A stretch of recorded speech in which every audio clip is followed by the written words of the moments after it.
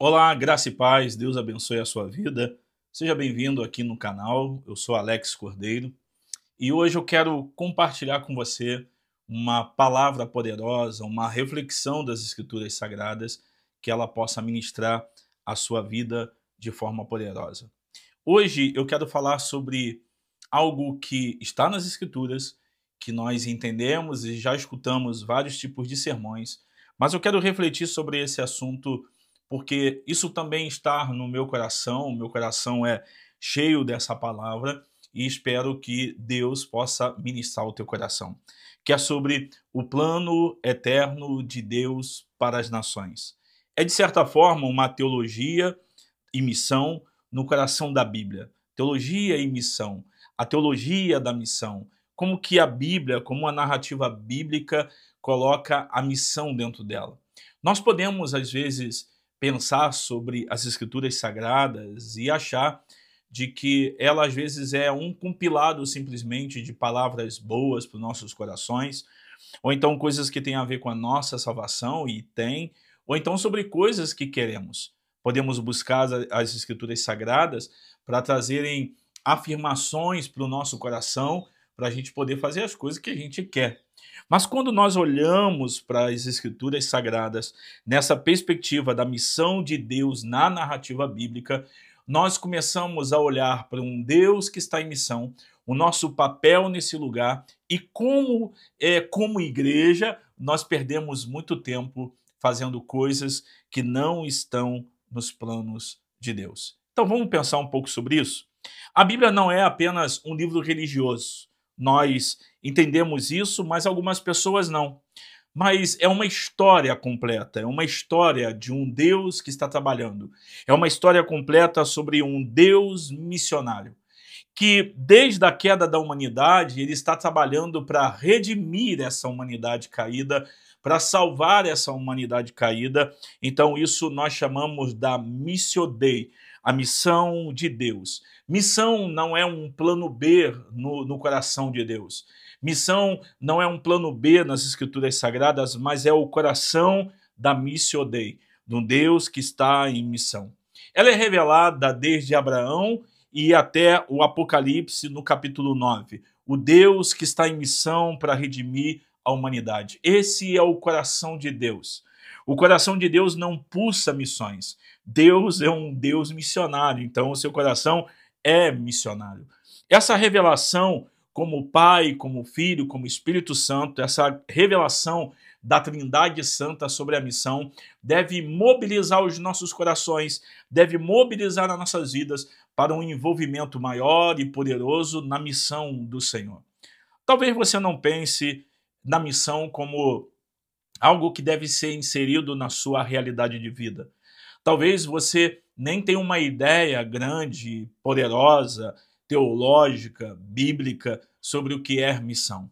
Mas quando nós olhamos para as Escrituras Sagradas e percebemos de que missão é algo que Deus está fazendo, cumprindo, agindo, e como que a Trindade age na missão, nos resta, a única coisa que nos resta, na verdade, é se envolver, é estar nele, é se envolver nele, é se tornar também um missionário. É claro, você pode estar isso em contexto transcultural ou então em contexto local, mas você não pode ficar de fora. Vamos partir desse princípio. A primeira coisa que eu quero compartilhar aqui é sobre esse plano eterno do Pai. O Pai envolvido na missão. Essa aliança com Abraão é a bênção de Deus sobre todas as nações. Olha o que diz a Bíblia em Gênesis capítulo 12, versículo 1 ao versículo 3. O Senhor disse a Abraão: sai da tua terra, do meio dos teus parentes e da casa de seu pai, e vá para a terra que eu lhe mostrarei. Farei de você um grande povo e o abençoarei. Tornarei famoso o seu nome e você será uma bênção. E por meio de você, todos os povos da terra serão abençoados. Deus chama Abraão, tira Abraão do meio da sua parentela, do meio do seu grupo étnico, daqueles que falavam a mesma língua, tinham uma cosmovisão única, entendiam o mundo a partir dessa lente que eles usavam, compreendia a realidade conforme a realidade da família e do seu entorno. Abraão tinha uma família, Abraão tinha um convívio, e Deus convoca Abraão a sair do meio dessa cosmovisão, desse entendimento, dessa forma de ver o mundo, de ver as coisas, de servir possivelmente os outros deuses do seu pai. Então ele agora recebe um chamado de um Deus até então desconhecido, ele ouve uma voz que não está acostumado a ouvir, e essa voz diz para ele sair do seu lugar de conforto, para ele abrir mão do seu meio que ele estava acostumado a viver e ir para um lugar que ele mostraria para ele. Ele sai em obediência ao que Deus tinha dito e vai em direção à terra que ele não sabe onde é, que ele não conhece, com uma promessa que Deus vai mostrar, vai dar, vai entregar e vai dar descendência para ele também. Ele sai daquele lugar. Mas quando a gente olha e vê por que Deus escolheu Abraão, nós precisamos entender algo. Deus não escolheu Abraão para ser um povo privilegiado diante dele, mas é para inaugurar um projeto de reconciliação universal. Então esse chamado não é sobre Abraão, esse chamado não é sobre a pessoa dele, o nome dele, as riquezas dele, não é porque ele vai ser um povo especial, simplesmente. A gente sabe o lugar do povo de Israel no coração de Deus, mas aqui, nesse momento, Deus está inaugurando um projeto de reconciliação universal, iniciando isso com o homem e com um povo, o povo hebreu, o povo de Israel, esse povo descendente de Abraão. Então a gente vê as escrituras prevendo que Deus ele vai justificar os gentios no futuro. E ele vai fazer isso. Olha o que diz Gálatas capítulo 3, versículo 8. Ora, a escritura, prevendo que Deus justificaria os gentios pela fé, anunciou primeiro o evangelho a Abraão. Todas as nações serão abençoadas em ti. Deus, quando chama Abraão, ele tem isso daqui em mente. A justificação dos gentios, o alcance de pessoas de todas as nações e tribos e línguas. Ele tem isso na sua mente, ele tem isso no seu coração. Alcançar as pessoas de todos os lugares. Ele tem isso na sua mente ou no seu coração. Então essa revelação, esse chamado não é sobre Abraão, mas é sobre o Deus que está em missão. Perceba que a promessa, todas as nações, antecipa a inclusão dos gentios em Cristo. É isso que está acontecendo. Ele antecipa a inclusão dos gentios em Cristo. Efésios capítulo 2, versículo 12 ao versículo 14. Naquele tempo, vocês estavam sem Cristo, separados da comunidade de Israel e estranhos à aliança da promessa, não tendo esperança e sem Deus no mundo. Mas agora, em Cristo Jesus, vocês, que antes estavam longe, foram aproximados pelo sangue de Cristo, pois ele é a nossa paz, o qual de ambos fez um e destruiu a barreira, o muro de inimizade. Ele rompe a barreira de inimizade que tínhamos nós e Deus por causa dos nossos pecados. Ele quebra essas barreiras, mas ele inclui os gentios, a todos nós, num plano poderoso e eterno de salvação. O Pai está em missão.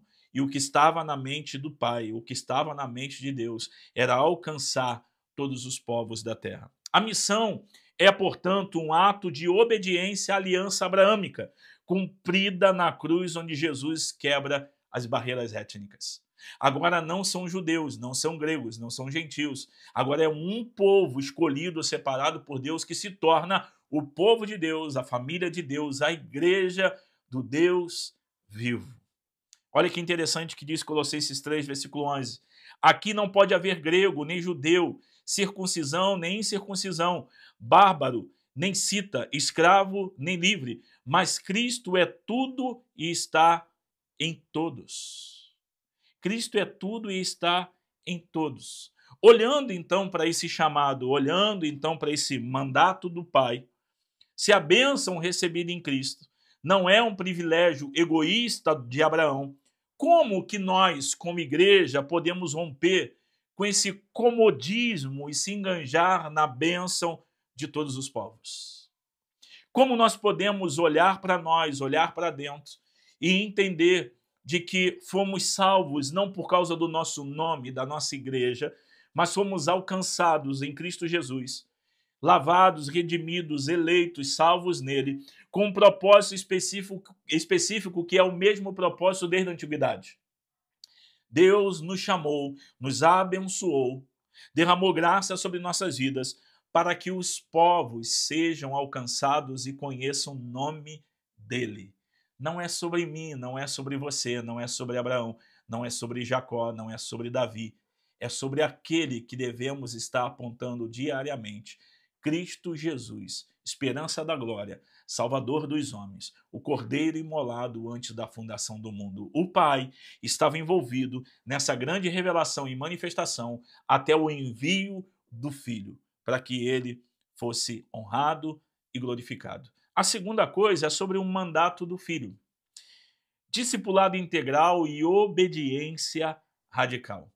Evangelho de Mateus, capítulo 28, do versículo 19 ao versículo 20, diz assim: Portanto, vão e façam discípulos de todas as nações, batizando-os em nome do Pai, do Filho e do Espírito Santo, ensinando-os a obedecer a tudo o que eu lhes ordenei. E eu estarei sempre com vocês até o fim dos tempos. Até o fim dos tempos. Existe uma palavra de Cristo aqui, o mandato do Filho sobre nós. O Pai envolveu os seus profetas, os patriarcas, na sua missão. E agora o Filho enviado escolhe homens, discípulos, e existe agora um mandato do Filho sobre os seus discípulos. Essa ordem é fazer discípulos de todas as nações.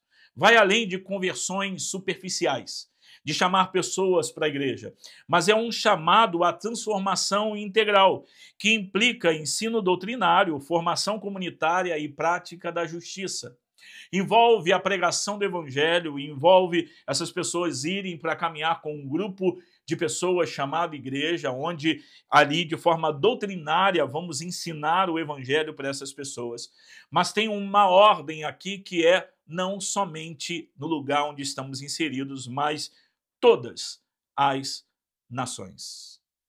Pantata Etni revela que Jesus não aceita um monopólio cultural. Assim como os judeus, os hebreus não poderiam ter o Deus que era somente deles e ter a sua religião, o seu Deus como um monopólio deles.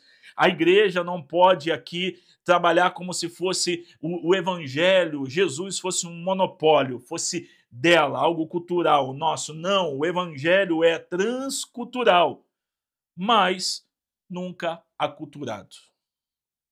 Ele é transcultural, mas não precisamos ter o cuidado para não pensar que ele é simplesmente aculturado, aceitação e inserção de pecados e aceitação de pecados e se contextualizar a cultura não na forma de ser para comunicar o evangelho, mas nos seus pecados também.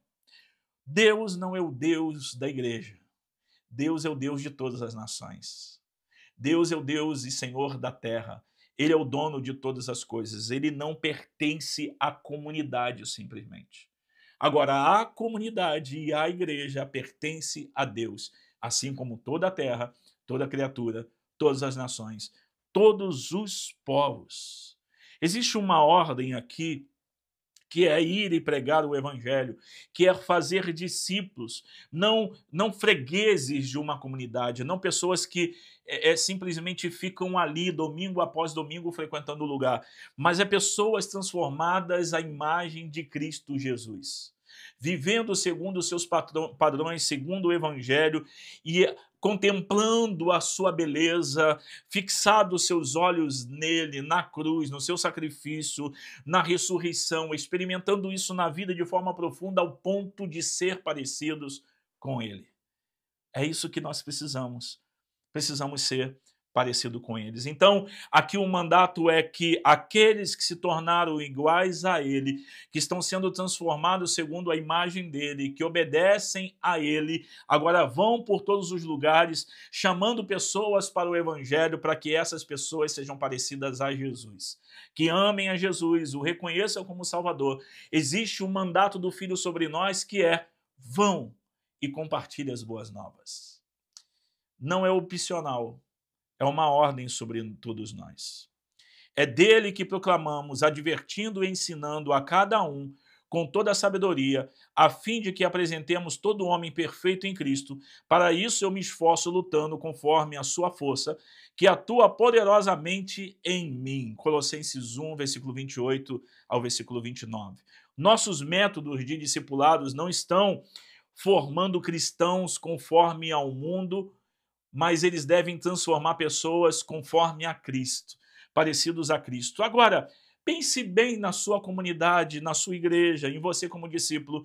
A sua forma de discipular, o seu método de discipulado está de verdade transformando pessoas à imagem de Jesus, transformando pessoas pelo poder da palavra, ou simplesmente estamos convencendo pessoas a frequentar igrejas e a manterem as suas vidas velhas, de pecado e longe do Senhor. Existe um mandato do Filho para todos nós, e é fazer discípulos, pessoas parecidas com ele. O terceiro é o mandato, é o poder do Espírito, essa dinâmica sobrenatural da missão. O Pai trabalhou, capacitava os profetas, os apóstolos, as pessoas que ele usou no passado. O Filho chamou homens para trabalhar com ele, viver com ele. Ele deu autoridade a essas pessoas para expulsarem demônios, curarem enfermos. Ele é assunto ao céu, ele vai para o céu e ele diz que vai deixar o Consolador. Esse Consolador é o Espírito Santo de Deus, terceira pessoa da Trindade, e o poder para a missão, o poder capacitador da missão, esse dínamos, é o poder do Espírito sobre nós, sobre a igreja. Ele sabia que aquelas pessoas não eram capazes de seguir, de dar continuidade, mas Cristo sabia que o Espírito poderia capacitá-los para cumprirem a missão. Olha o que diz Atos capítulo 1, versículo 8. Mas receberão poder quando o Espírito Santo descer sobre vocês, e serão minhas testemunhas em Jerusalém, em toda a Judéia e Samaria e até os confins da terra. O Espírito Santo, meu irmão, não é um recurso opcional na missão. Não é. Ele é o sujeito da missão. Ele não é um recurso para cumprir a missão. Não é um recurso opcional. Dá para ser missionário, dá para ser pastor, dá para ser líder sem o Espírito. Não, não, não. Não é um recurso opcional. Ele é o sujeito da missão. Ele nos capacita para cumprir a missão. É ele trabalhando em nós. Então, quando olhamos em Atos, olha o que acontece, o que o Espírito faz. Ele abre portas. Capítulo 16 de Atos, nós vamos ver isso. Ele inspira estratégias. Atos 8, versículo 26 ao 40. E converte corações. Atos 10, versículo 44 ao 48. A missão, então, não depende da nossa eloquência, não depende do nosso entendimento, conhecimento, mas ela depende da demonstração do Espírito e poder. Espírito e poder. Se nós nos garantirmos na força do nosso braço, do nosso entendimento, da nossa formação, vamos fracassar. É o Espírito em nós, o Espírito Santo que habita em nós. Esse poder que nos capacita para pregar, nos dá coragem em lugares perigosos, nos dá estratégia em momentos que não sabemos o que fazer. É Ele que nos impulsiona, é Ele que nos dá de verdade direção para a missão, é Ele que diz para não ir, é Ele que diz que devemos ir, é Ele que fala que devemos parar, é Ele que nos dá poder para estarmos presos e pregando o evangelho, soltos e pregando o evangelho, proibidos, mas pregando o evangelho. É só o Espírito que pode nos capacitar para fazer isso. E a gente precisa guardar isso no coração de forma poderosa. Não me atrevo, irmãos, a falar nada, exceto aquilo que Cristo realizou por meu intermédio, pelo poder de sinais e maravilhas, por meio do poder do Espírito de Deus. Romanos 15, versículo 18, versículo 19. Perceba que aqui, irmãos, é o apóstolo Paulo falando. Não me atrevo a falar de nada, exceto daquilo que Cristo realizou pelo meu intermédio, pelo poder de sinais e maravilhas, pelo poder do Espírito de Deus. Eu não sei se você tem reparado, mas parece que nossas paredes pretas, nossas luzes, nossos encontros e tantas outras coisas que fazemos, parece que temos mais fé que essas coisas são poderosas para mudar as pessoas do que o poder do Espírito. Precisamos crer de fato e confiar que o Espírito é o único capaz.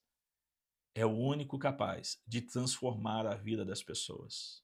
Nós podemos ter pessoas na igreja que aprenderam a falar como crente, se vestir como crente, viver como crente, mas é só capa, é só aparência. Agora o Espírito faz gente nascer de novo.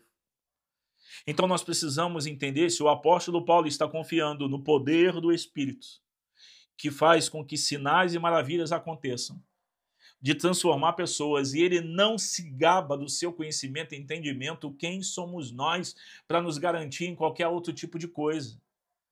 Ele está dizendo isso aqui. Agora, a grande verdade é que nós estamos buscando mais métodos humanos de crescimento e não vamos tanto para o lado da humilhação, de dependermos da unção do Espírito Santo, de dizer eu não sei o que fazer, eu não sei para onde ir, eu não sei o que eu vou fazer da minha vida, do meu ministério, eu não sei o que eu vou fazer, é se render diante dele, humilhado, reconhecendo de que você não é nada, de que não somos nada, que não sabemos para onde ir, que não temos direção, e clamar por ele pedindo sopra Espírito e dirija a minha vida para onde o Senhor quer. Nós precisamos guardar isso no nosso coração e entender de que o Pai, o Filho e o Espírito Santo estão envolvidos na missão.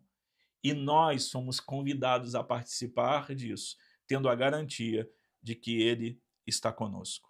Você pode estar em casa nesse momento, não sei onde você estará ouvindo e vendo, mas existe um desafio missiológico atual. Os 7.400 povos não alcançados que existem, desses 17,446 grupos étnicos no mundo, 7.400 povos ainda não têm acesso ao Evangelho. Esses povos representam mais de 3 bilhões de pessoas. Mais de 3 bilhões de pessoas que viverão e morrerão sem ouvir falar de Jesus, se não obedecermos Jesus.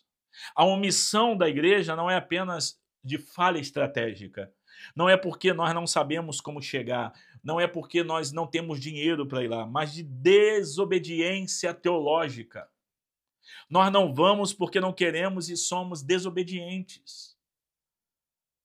Talvez você nunca ouviu falar dos povos não alcançados. Eu converso com pastores que não sabem nem o que é isso. Que existe isso. Isso é real. Isso é real. O que a gente pode fazer, então, diante desse grande desafio? Primeiro, orar com foco. Pegue a lista de povos não alcançados e ore por eles diariamente, semanalmente. Estude as Escrituras com profundidade sobre a missão de Deus, o seu papel nisso. Invista financeiramente em alguma agência missionária, na vida de algum missionário, para que o trabalho continue sendo feito. E também enganje-se pessoalmente, participe de uma viagem de curto prazo, apoie um projeto transcultural, faça uma perspectiva da vida, faça os enviados do TFC. Então, participe disso de forma intencional. E eu acredito que o teu coração vai começar a aquecer. O Deus triuno, ele tem uma urgência escatológica. E nós precisamos participar disso, e eu já caminho para o final. A missão, quando a gente olha para o desafio dos povos não alcançados, não termina com a grande comissão. Não é quando a gente acabar de pregar o evangelho em todos os lugares do mundo, mas é com a grande ceia do Apocalipse.